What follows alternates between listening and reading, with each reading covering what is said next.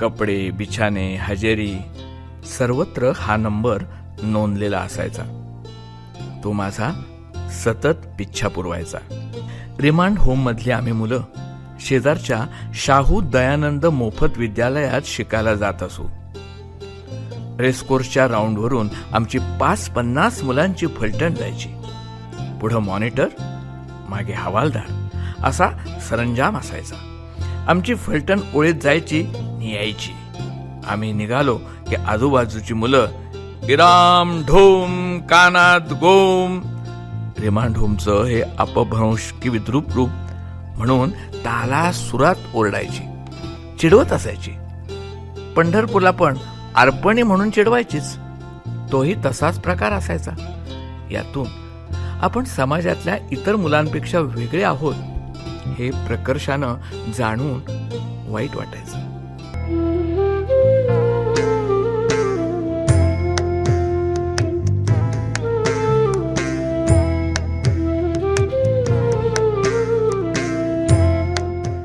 Remand home मधील आम्ही सर्व मुलं एकसारखे कपडे, एकसारखे केस यामुळं बिन चेहऱ्याचे दिसत असू. सर्व सारखे वाटायचे. एकमेकांना संस्थेत आडनावानं बोलवण्यात प्रघात असायचा. ते बोलावणं पण एकेरीवर येऊन अधिक विकृत ओंगळ होऊन जायचं. बऱ्याचदा सारं नम्रावरच चालायचं. आमच्या कोल्हापूरच्या रिमांड होम मध्ये नुकतेच सर्टिफाईड स्कूल सुरू झालं होतं.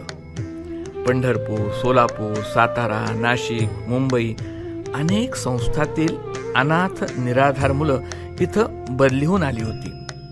वेगवेगळ्या भाषा, हेल, सवयी साऱ्यांची इथं खिचडी होऊन गेली होती. ऊन, पाऊस, थंडी काही असो, सकाळी 5 वाजता घंटा झाली की उठावंच लागायचं. प्रातर्विधी, मुखमार्जनानंतर सार्वजनिक अंघोळ असायची.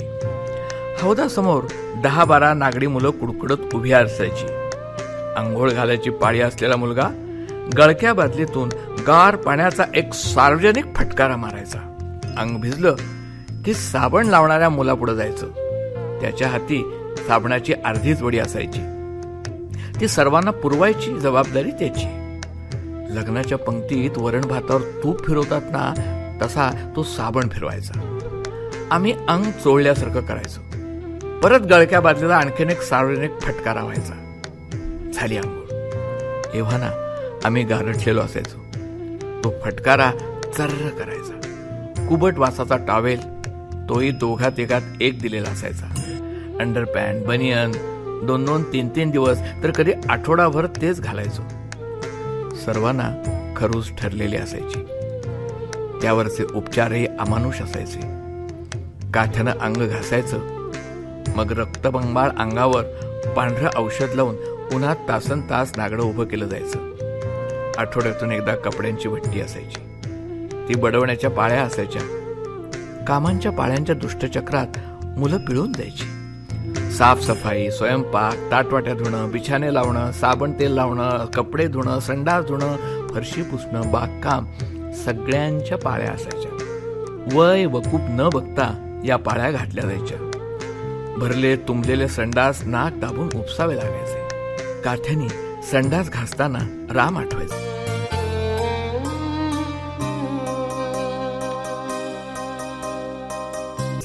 आम्ही ज्या बऱ्या डॉर्मेटरीत राहत होतो तिथं कोपऱ्यात एक फरशी जिरवलेली मुतारी असायची.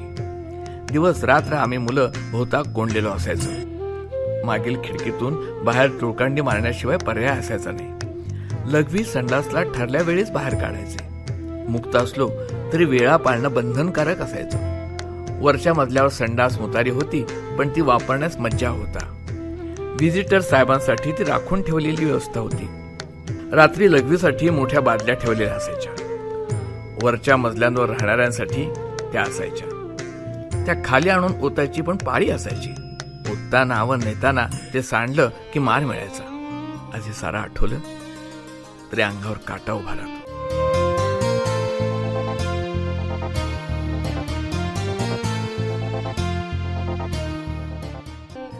जेवण सारं अमेरिकन असायचं.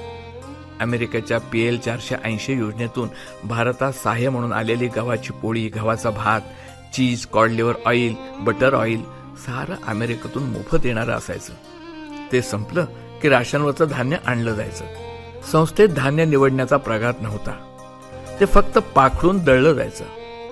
आठवड्यातून एकदा मांसाहार असायचा. मी शाकाहारी होतो, पण ताट धुवायच्या पाळीत मांसाहारी ताटं धुणं बंधनकारक होतं. ओकारी शिसारी यायची. चौथीत असताना रोज सकाळ संध्याकाळ चांगल्या 100 ताटवाट्या धुवायला लागायच्या. जेवण करायला वाढायला आचारी असायचा. तो फक्त फोडणी द्यायचं काम करायचा. बाकी सारी कामं मुलंच करायची. एक वेळ उसळ, एक वेळ भाजी असा दंडक होता. त्या भाज्या उसळीनं तोंडचं पाणी पडायचं, पण इलाज नसायचा. अधिकारी, कर्मचारी, आचारी साऱ्या स्तरांवर अन्न धान्य, कपडा लत्ता, बिछाने, औषधांची पळवाट पळवी राजरोज करत राहायचे. आंधळं दळतं, कुत्रं पीठ खातं असा सारा मामला होता. सकाळपासून रात्रीपर्यंत परिपाठ ठरलेला असायचा. उठणं, मुखमार्जन, प्रातर्विधी, अंघोळ, कवायत, प्रार्थना झाली की गव्हांची कांजी असायची. त्या काळात गहू हेच माणसाचं एकमेव खाद्य आहे असा समज होण्यासारखीच सारी स्थिती होती. नंतर अभ्यास, भोजन, शाळा, परत आल्यानंतर हजेरी, प्रार्थना, भोजन, अभ्यास आणि झोप असा दिनक्रम ठरलेला. त्यामुळं आम्ही सर्व पॅवलॉवची कुत्री झालो नसतो तरच नवल. शरीरशास्त्रज्ञ पॅवलॉवचं कुत्र केवळ घंटेचं अभ्यस्त होतं. आमचं घंटेची अभिसंधान तर हरेक गोष्टींत झालेलं.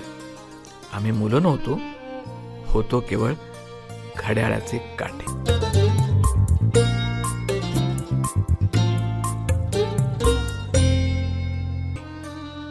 खेळायला साधनं फारशी नसायची. लपंडाव, पाणी घालणं, आट्यापाट्या, काचाकवड्या, चिंचुके, फळीच्या बॅटा, कापडी बॉल, फुटक्या डब्यांचे तबले हीच आमची त्यावेळची वेळ घालवायची साधनं होती.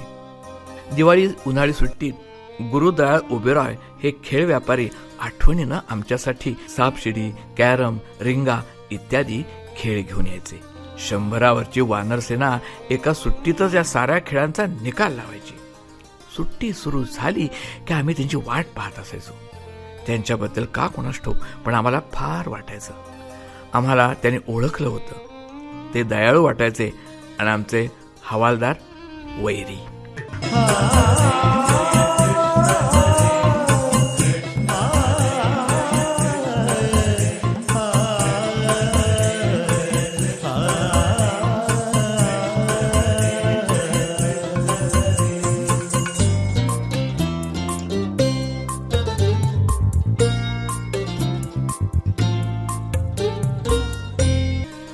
असंच शांग कृ पंत वालावलकरांचं दर 26 जानेवारीला त्यांचं जिलेबीचं जेवण ठरलेलं.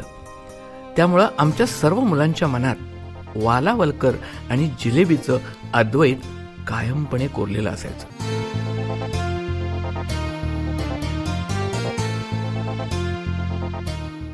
ते सर्व मुलांशी प्रेमानं बोलायचे, मायेनं पाठीवरून हात फिरवायचे. आम्ही सगळेजण त्यांना बापू म्हणायचो.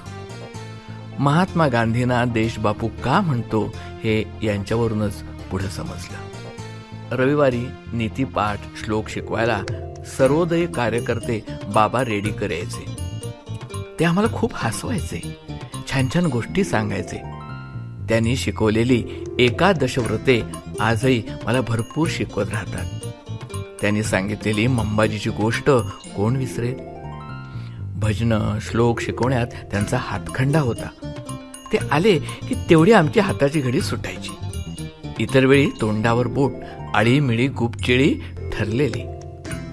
MLG गर्ल्स स्कूलच्या मुख्याध्यापिका गंगूबाई कोकिळ या पण कथा सांगायला यायच्या. आमचे गुरुजी स्काउट शिकवायचे. चाटी मास्तर विणकाम शिकवायचे, तर समगे सर शिवणकाम. एक धागा सुखाचा गाणं ऐकत मनी असलेले दुःखाचे धागे विणत आम्ही दिवस कंठायचो. पण कंठणं कठीण जायचं.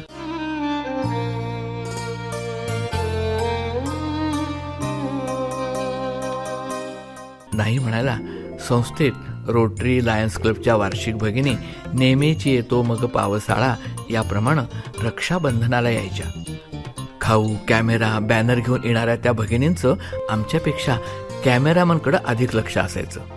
पण त्यामुळं वर्षातून एकदा तरी संस्थेत मातृत्वाची झुळूक अनुभवायला मिळायची. त्या आवर्जून भाषणं का करायच्या ते अजून मला कळलेलं नाही. दुसऱ्या दिवशी वर्तमानपत्रात आमचे दीनवाणे फोटो छापलेले असायचे. रिमांड होमच्या मुलांना बहिणीचं प्रेम मिळालं, सारं रिमांड होम सद्गदित झालं होतं, असं काही बाई छापून यायचं. त्या निमित्तानं तरी आमचे फोटो पेपरात यायचे. बरं वाटायचं. ही कात्रणं आम्ही चोरून कापून वहीत चिकटून ठेवायचो. आपला फोटो छापून आला याचा आनंद आगळा असायचा. केंद्र सरकारच्या आणि महाराष्ट्र सरकारच्या प्रसिद्धी खात्याचे सिनेमा इंडियन न्यूज संस्थेत दाखवले जायचे. त्याची फिल्म सारखी तुटायची, पण तरी मोठं आकर्षण असायचं त्या डॉक्युमेंटरीचं. नाही म्हणाला मुघले आझम उमा चित्रमंदिरात आणि सरस्वतीला स्कूल मास्टर चित्रपट 8-10 वर्षात केव्हा तरी अपवाद म्हणून पाहिलेले आठवतात. सहली असायच्या, त्याही चालतच आणि जवळच्याच ठिकाणी. कणेरी मठ, कात्यायनी, न्यू पॅलेस, रंकाळा इथंच. त्या वर्षानुवर्ष तिथंच जायच्या. सहल म्हणजे ओळीत तिथपर्यंत जायचं, जेवायचं आणि परत ओळीनं यायचं. आम्ही प्रयागला जायचो. तिथे असंच जत्रेत दुकानात सोडलं जायचं नाही. बुड्डी के बाल, गारेगार, झोपाळे सारं हवं हवंसं वाटायचं, पण काही एक मिळायचं नाही. पाहूनच आम्ही समाधान मानायचो. उंच भिंती पलीकडचं ते मोकळं जग, प्रकाश, हवा मिळणं पण किती आनंददायी असतं हे अनुभवायचं असेल तर प्रत्येकानं एकदा तरी रिमांड होममध्ये राहायलाच हवं. जावे त्याच्या वंशात तेव्हा ते कळे हेच खरं.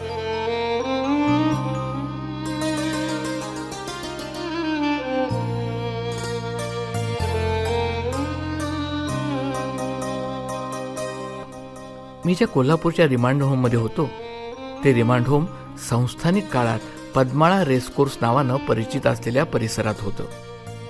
जुन्या रेसकोर्सच्या घोड्यांच्या पागेतच ते सुरू झालं होतं.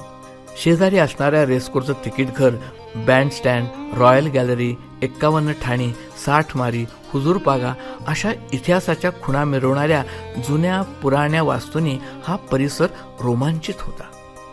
पैकी एका घोड्यांच्या पागेत आणि माहूत आदी मंडळींच्या निवासात रिमांड होम सुरू झालेलं. शेजारच्या तिकीट घराजवळच्या रॉयल स्टँड, बँड स्टँड परिसरात आता जनावरांचा दवाखाना सुरू झालाय. राधाकृष्ण मंदिराची पागा अनाथाश्रमाला देण्यात आलेली होती. हुजूर पागेत मुली महिला राहायच्या. ब्रिटिश रेसिडेंटचा निवास असलेला शेलेदार वाडाही आश्रमास मिळालेला. तिकडं 51 ठाणा परिसरात प्रिन्स शिवाजी बोर्डिंग सुरू झालं. आर्य समाजाला थट्टी म्हणून ओळखले जाणारी वास्तू आणि परिसर देण्यात आला होता. शेजारी चित्रतपस्वी भालजी पेंढारकरांचा जयप्रभा स्टुडिओ मराठी चित्रपटाचा साक्षीदार म्हणून सतत गजबजलेला आणि प्रकाशमान असायचा.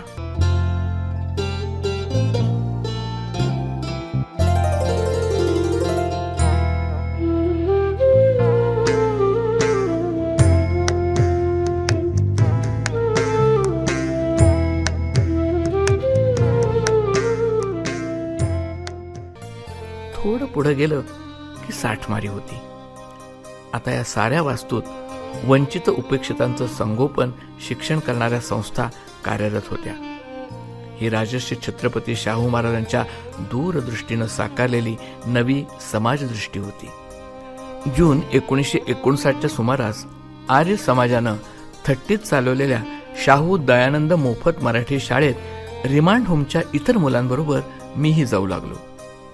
या शाळेत शेजारच्या मंडलिक वसाहत, जवाहरनगर, सुभाषनगर वस्तीतील इतर वर्गातली मुले आहेत. आर्य समाजाचं एक वसतिगृह शाळेच्या परिसरात होतं.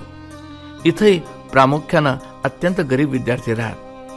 पोती घोंगडीवर झोपणारी ही मुलं आम्हाला आकारण जवळची वाटायची. शाळेच्या परिसरात एक डेरेदार बोकळीचं झाड होतं.